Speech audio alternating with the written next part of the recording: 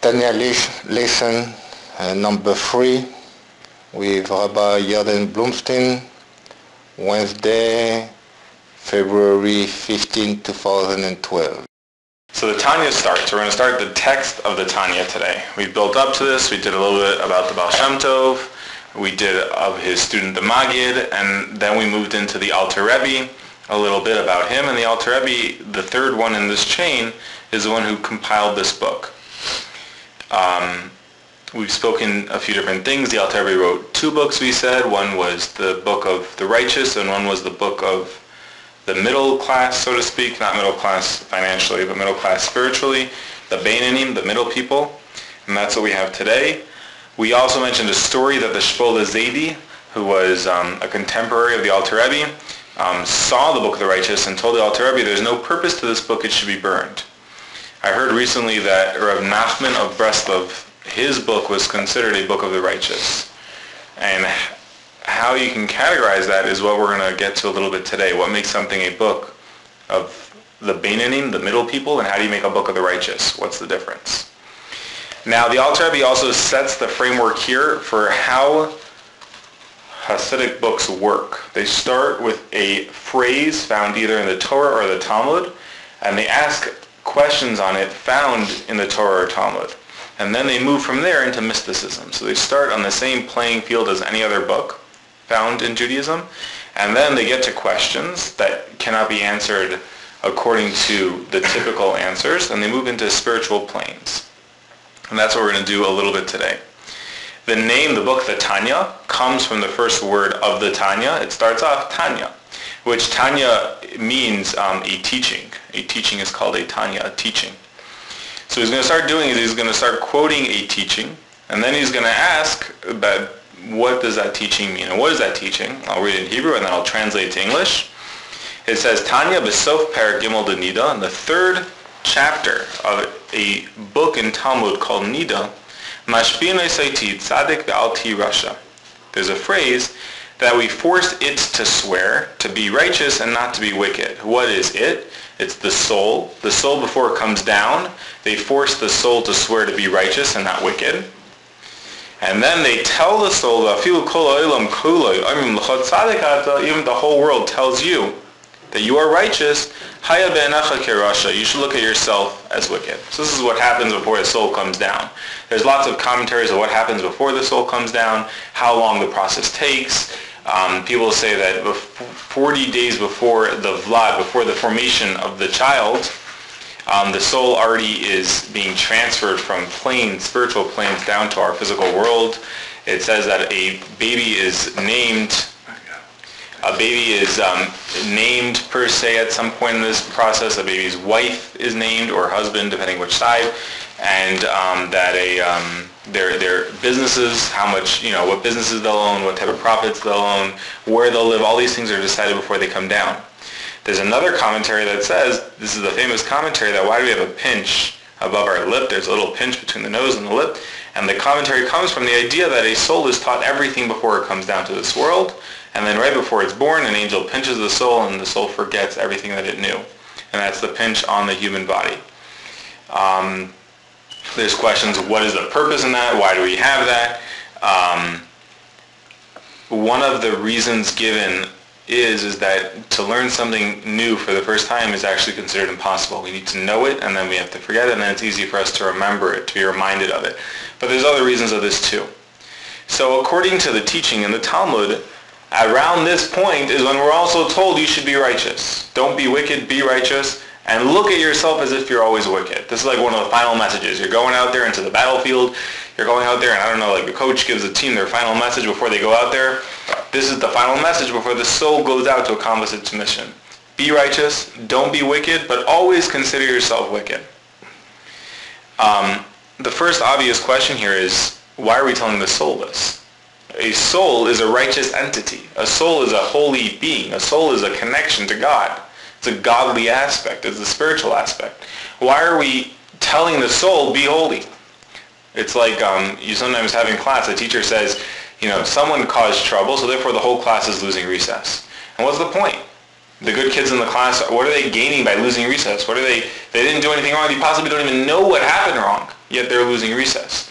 You have this at times where someone will do something wrong and they say, well, I can't know that person is, so I'm punishing everybody. Or if a person gets upset, so they take out their anger on everybody. And the question is, how is that helping things? How is that addressing the issue at hand? Maybe you're mad at somebody, you get mad at them, but here you're just taking out on other people. What are we accomplishing here by getting the soul to swear to be righteous? It wants to be righteous. It does not want to sin. And the first answer given is that but when someone takes a swear, when someone takes a vow, when someone takes an oath, it's a commitment, it's a connection. They're saying that I'm reinforcing something that I may have to struggle with soon. So therefore, the soul is about to enter a struggle of spiritual against physical, the obvious against the not obvious, and therefore it's swearing, it's reinforcing itself that when I enter this challenge, I'm going to stay strong. It's actually brought down when someone takes a swear, their soul is getting extra energies from above to help them in this idea, in this concept. A swear according to Judaism carries power with it, and therefore there's certain powers involved, invested in the swear. So the soul is swearing, it's gaining these powers in this challenge. What's a swear?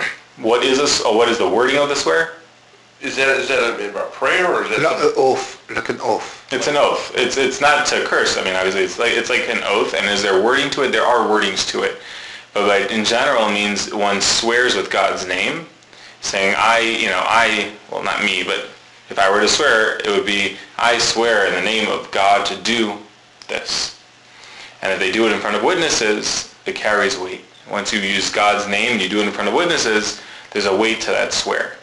So the soul doesn't do it in front of people, it does it in front of angels, and it swears to be righteous.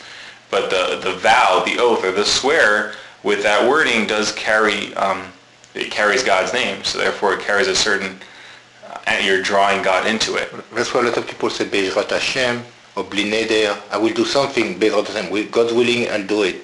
Which means, in case that it sounds that I'm committing myself to do it, it's not really that only into His will. But if I said, like you said, I'm committing myself in the name of God to, let's say, to stop eating this meat. I'm not doing this, but to stop eating this meat for a whole week, then I have to fulfill it. But like you were saying, because I'm doing it, in His name there is some inner strength that is added to me to help me be able to go through that. That's why we don't do it. Come on, Lo Tisha, you won't do it for just nothing.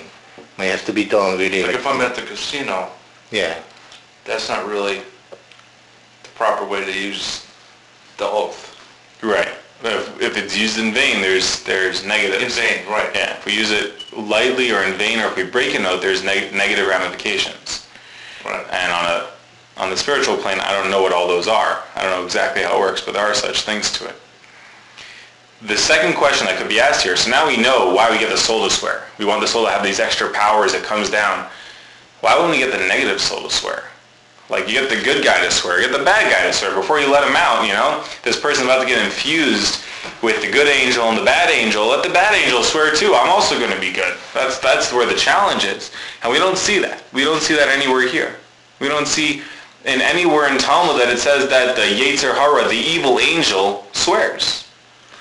And seemingly that's who needs to swear. Okay, you get the good guy to swear and you reinforce him a little bit, you strengthen him a little bit, you inject him with some extra energies, but what about the bad guy? And we don't see that. Which later when we get into understanding things, that's part of why we have to redefine things. It's not that there's a bad angel inside of us. There's a soul, and the soul has inclinations, which we'll get to soon. We'll define how that works. So therefore we cannot make inclinations swear. The soul has tendencies.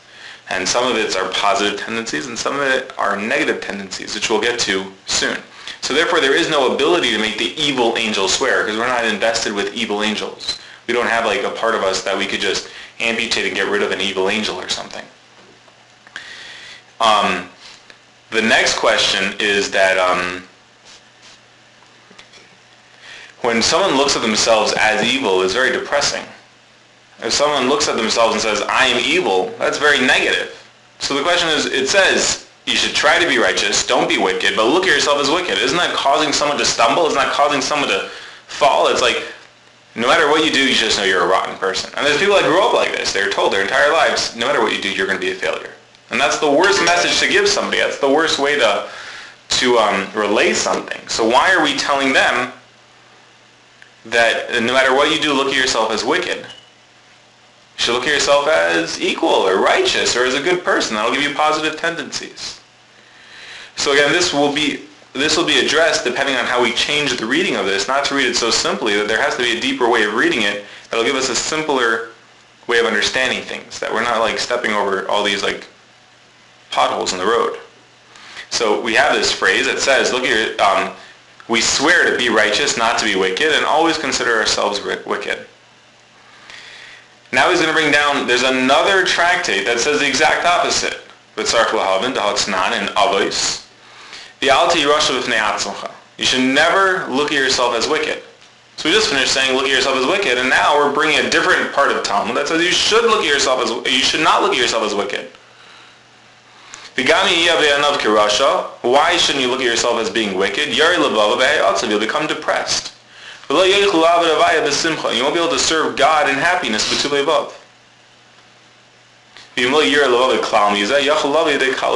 come to lightheadedness. So he says, the other tractate brings up this issue. They say if you look at yourself as wicked, you're either going to become depressed or you're not going to care. And this is what you have. You have people that they get labeled as a troublemaker in school. So either they get very upset by this, or they say, yeah, I am the troublemaker. Who cares? So I'll become a good troublemaker. I'll become the best troublemaker there is.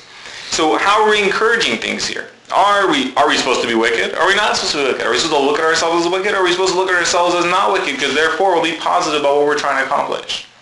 And this is the framework of his question. This is the Talmudic debate of his question. In other words, he's quoted two places in Talmud that contradict each other. He's built a question, and now he's slowly going to start leaving behind the Talmud and entering into his opinion of how to explain that. So he's established basic framework here, and now he's going to go into the next, so to speak, the next part, which is really his explanation. And what he's about to start explaining is that you find in Talmud 5 categories of people. You find those who are righteous completely, those who are righteous not completely, those in the middle, those who are wicked not completely, and then those who are wicked completely. It's like a 5-chain spectrum. And when you think about it in the basic framework that we find across the board, what is the difference between righteous, wicked, and the middle? We find this, I believe, across religions, but in Judaism we find this for sure, is that what is righteous? If someone would go in front of the heavenly court and they would weigh all their positives and all their negatives, all their sins and all their good deeds, and however the court figures this out and how much each good deed and sin weighs, if the scale tips to the good side, the person's righteous. If the scale tips to the bad side, the person's wicked. If the scale sits somewhere in the middle, if it's not exactly defined, so the person's in the middle. They're a middle person. And we see this in many places, the way it's brought. Yet, then how do you have 5 categories? That's 3 categories. Either a person's righteous or they're not righteous. They're, it's a pass or fail test. You either passed or you failed. And these 5 categories is the key or the doorway to understand that yes, the measuring system is like that there is a scale and it is either tipping towards the righteous side or tipping towards the negative side, but there's also a different framework that we can use, and that's the framework that the Tanya is going to define. And that framework is how do we look at ourselves, not how God looks at ourselves, not how courts view ourselves, but how do we look at ourselves. And then there's categories. Because when we look at ourselves, we could be completely on the righteous side. It could be our scales completely tipping to the righteous side. But it could be that we struggle for that day in, day out. In other words, it's not that it's a simple thing. It's not that we're a righteous mindset. It's not that we sit there and say, oh, this is so easy. I'm a good guy. We struggle with this. And therefore, when we look at ourselves, we realize where the scale is holding. Maybe the scale is holding 50-50, and we just are putting in every ounce of effort we have to make sure we don't fall in the middle and we're doing the right thing. Maybe we struggle with something, and that struggle is even greater, that the negative is greater than the positive.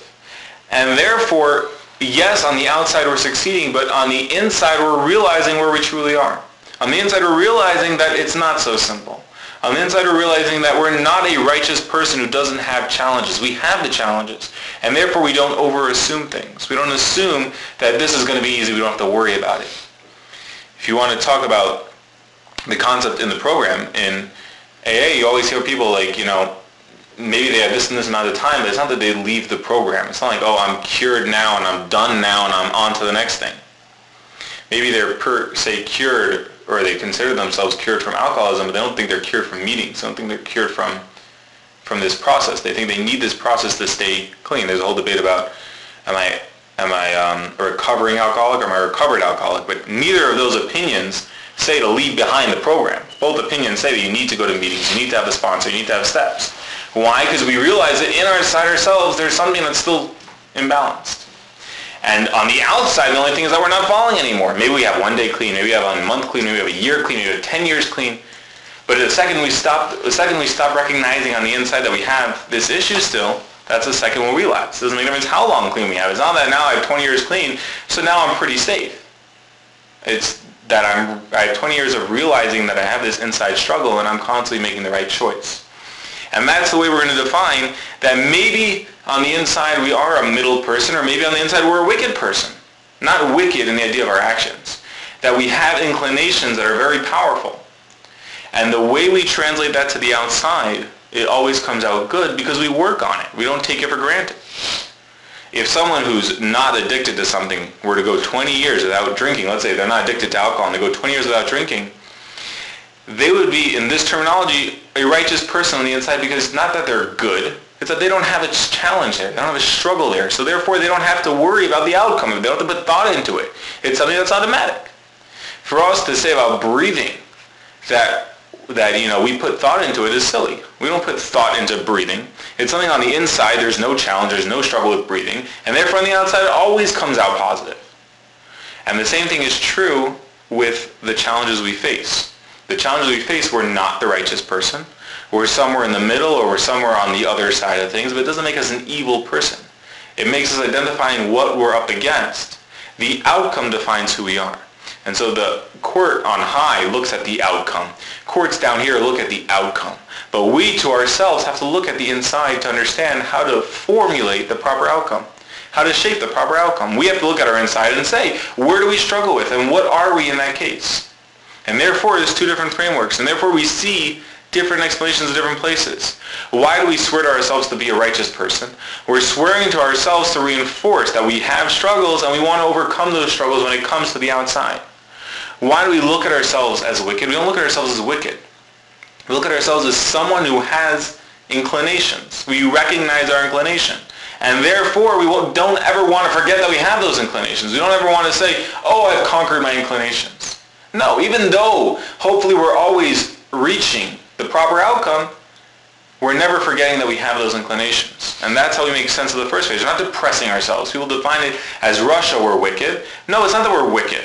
We have inclinations that come from the negative side. So we recognize this. We recognize that I have inclinations. I'm not perfect, and that's fine. But I want my outcome to be proper.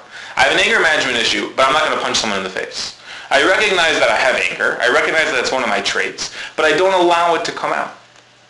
If we don't recognize it, of course it's going to come out. If we don't validate it, it's already there. It's going to come out. And therefore,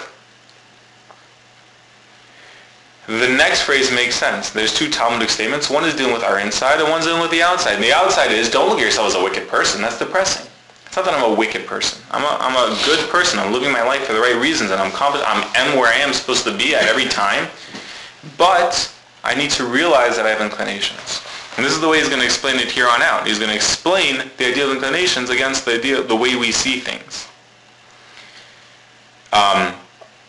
What's the next thing he says? So he says, the Gemara explains, Pirshu Gemara, Tzadik v'toiv lo Tzadik Amor. This is the righteous Tzadik. Someone who the term is a righteous person that it is good.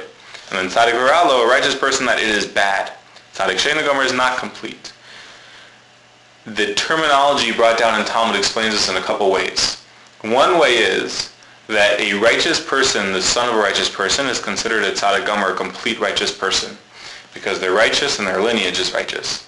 And then tzaddik she'eino gomer, a not complete righteous person, is someone who's righteous, but their parents weren't righteous, so they don't have complete lineage. That's one way the Talmud explains it. The other way the Talmud explains it that I've seen is that a righteous person, that it is good for him, means that they are righteous and they have a good life down here. So they have a good life in the world to come and a good life down here. Righteous, that is not complete, is that they have a good life in the world to come because they're righteous, but they don't have a good life in this world. They struggle in this world. And then the same thing with the wicked. A wicked who is good for him has a good life here, but he's going to go to Gehenna. He's going to go to hell because of his way he lives. And a wicked person who is not good for him doesn't even have a good world down here. That's one way the Talmud explains it. But both of those ways don't cover a Beinoni. He doesn't cover the middle person, because then the middle person has good, doesn't have good, and where do they fall? So the Raya Mehemne, he brings down now a source of mysticism. The Raya Mehemne Parshas Mishpatim, Pirish Tzadik V'Ra'aloi Sharash B'Loi Kafav L'Toiv. A righteous person who is bad for him is someone who is bad is curved to the good. Someone who's bad is already changing to the good. And that is explained to mean that someone whose inclination to evil, inclination to negative things is already bending to the good.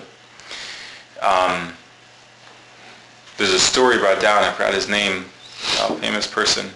He was a robber, and he was swimming in the lake, swimming in the water, and because the robber was swimming in the water, and one of the Tanaim, one of the sages of the Talmud went up to him and said, if you would use your powers for good, you would be one of the greatest sages.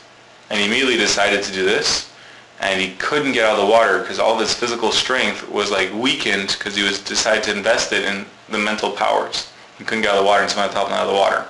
And he became one of the biggest sages.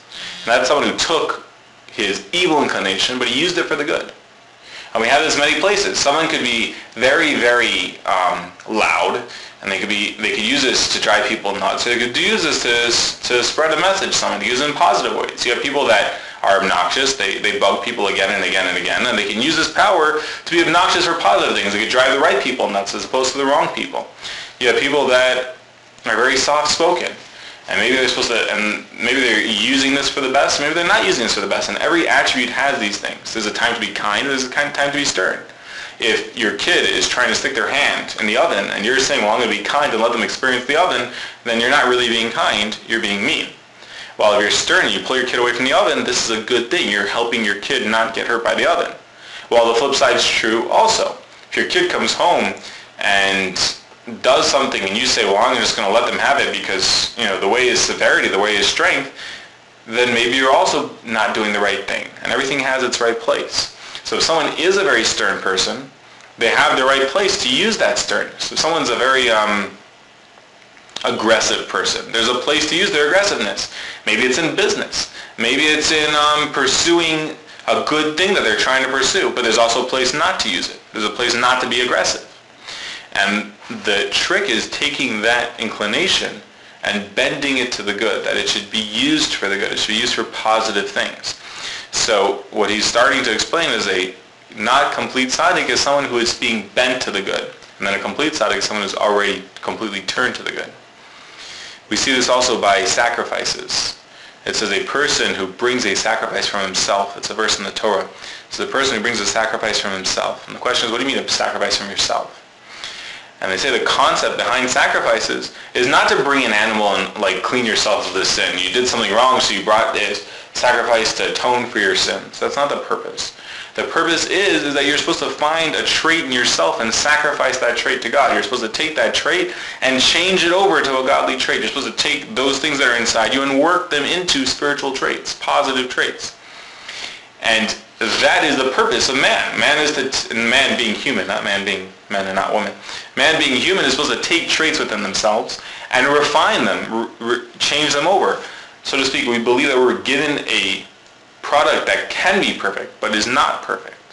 It has the potential to become completely used for the good. But we have to work on it. We have to change those things over one point at a time.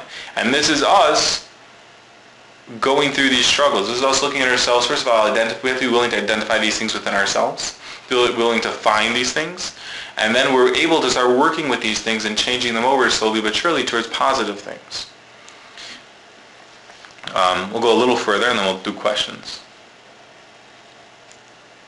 The Gemara say Perak Test the Brachos. He's quoting one more Gemara. I think this is the second to last one for a while. So in Brachos, in Tractate Blessings, it says, Tzadikim yitir tov shoftan, righteous people, their good inclination rules them. Rishayim yitir hara shoftan, evil, not evil, but wicked people, their evil inclination rules them. And beinanim zeh v'zeh shoftan. And middle people both influence them. And chulu, and then it says, Amar Rabba. Rabba was one of the greatest sages in the Talmud. He says, Kagoyin ana beinani, like I am this middle person. It says about Rabba that when the Malach HaMavis, the angel of death, came to take his soul, he couldn't find an opportunity to take him because Rabba was always doing good.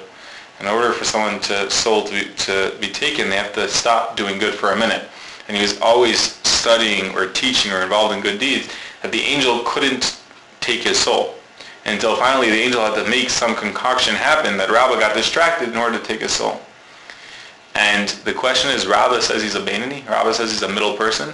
So if you want to go back to the original framework and you say someone who's good, someone who has more good than bad, and someone who's bad has more bad than good, and someone in the middle is in the middle, someone who the angel of death couldn't take his soul, how is it possible that he was in the middle? How is it possible for him to make that mistake? So if you want to answer that Rabba was trying to be humble, like maybe he was just trying to be simple and humble, the problem is that humility according to Jewish law has to be something that you're honest about. In other words, for someone to say, yeah, I'm an idiot, when they know they're smart, isn't humility. Humility is to say, yeah, I'm smart, but that doesn't make me better than anyone else. Like, they have to realize who they are, and then they have to look it in the face. Moses, the great leader of Israel through the desert, Moses was considered one of the most humble men. And the question is what? He didn't realize he was a leader? He didn't realize he spoke to God daily? Yeah, he realized. He was very honest about it. I am the leader, and I speak to God daily. And therefore, if someone challenges me, I say, I am the leader. But at the same given point, he said, if anyone else would have been the leader, they would have been just as good as me. Anyone else would have spoke to God daily, they also would have been a great person. Anyone else would have gone to heaven and brought down the 10 Commandments, I'm sure they would have been perfect too. So he never let it get to him. He said that where I ended up just as luck. In other words, so I'm the leader. If I would be a water carrier, I'd be a water carrier. If you would have been the leader, you would have been the Moses. And he never let it get to his head. So therefore, how can Rabba say that he's a middle person? Rabba has to realize that he's a very righteous person. He just should say humbly, I'm a very righteous person, but if anyone else would be righteous, they would also do this. So what was he saying? And if you use our new framework, what Rabba was saying is that even though I always made the right decision, it doesn't mean I didn't have challenges inside. I struggled to reach the right decision always.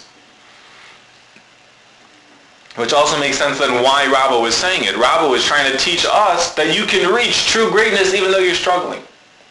In other words, look at the way I reached greatness, and you're going to say that you can't do that. You can't be a Rabba. You can't be a great leader because you're not made of the same stuff I am. And he's answering, he's saying, but I struggle on this day today. I had the same struggle within me. I never had an easy path. I never had like only the good options in front of me. I had the same struggles everyone else has. So therefore, I am a middle person, just like every other middle person. I have both inclinations in front of me.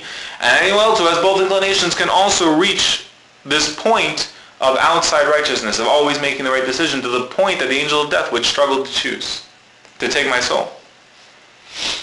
And this is where he's going to begin to lay the framework of how that works. He's going to go, now that we understand what we're dealing with, he's going to start explaining how that works. What is our makeup of our soul?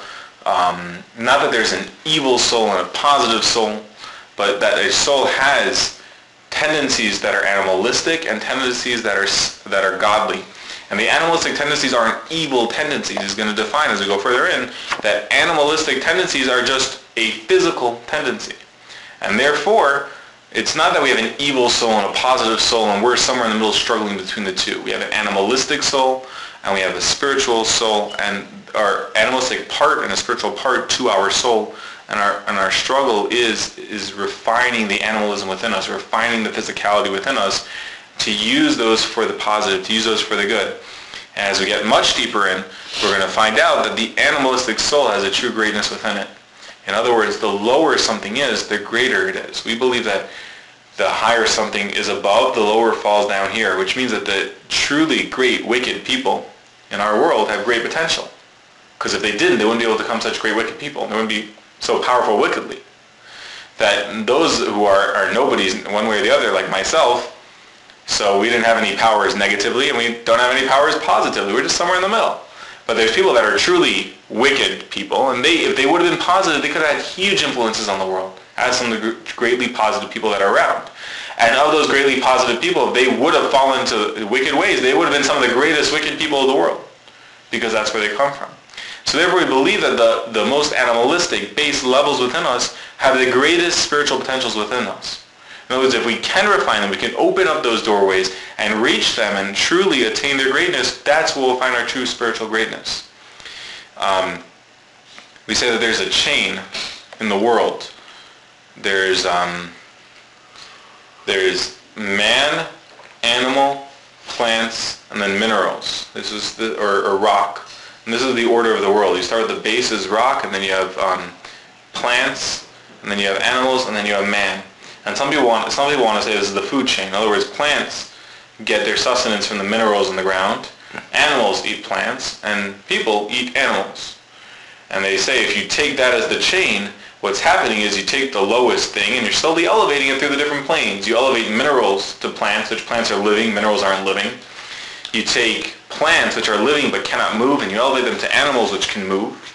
And you take animals, which can move, but they cannot think on the same intellectual plane as humans, and you elevate that thing to intellectual thought, which eventually is thought about God. But the flip side is also true. That where does life come from? All life comes from minerals, from the rock, from the ground. That's where all life comes from. So the true highest level is in the ground, because all life comes from the ground. And so too with us, we find these 4 levels within us, and the goal is to open the lower levels, to open within ourselves and reach these lower levels and elevate these lower levels within us to attain our true greatness. And we can, there's 2 terms in Chassidus. One is iskafia and one is ishapcha. And they say, I guess in recovery, both of these do exist. The first step is to stop what we're doing. The first step is to stop the negative tendency, which is iskafia. You refrain from. You stop the negative part. But that's only the first step. The second step is ishapcha, working on changing that over, working on dealing with what that is, not just ignoring it, but dealing with it and working it through to changing that over. And when someone's doing an evil thing, the first step is to stop the evil thing, or if someone's doing a negative tendency, the first thing is to stop that. But the second thing is to work with it. Once we've stopped it, now we have to work with it. Now we have to take positive action from that. If you want, there's a phrase that says, sur mira v'yaseh tov. The first step is to leave the bad, but the second step is to do the good. You can't stop right there in the middle. You can't stop just from refraining or just from leaving the bad. That's in the program. It's called white knuckling it. That's just trying to hold your breath. That's just trying to stop from what you're doing. The next step has to be a positive action. And so we believe too that yes, the first step is stopping what we're doing that we don't like, the negative thing. The second step is working with that negativity to change it over to positivity, to open that up, to reach what we can reach from that. And this is where the Tanya is going to delve into.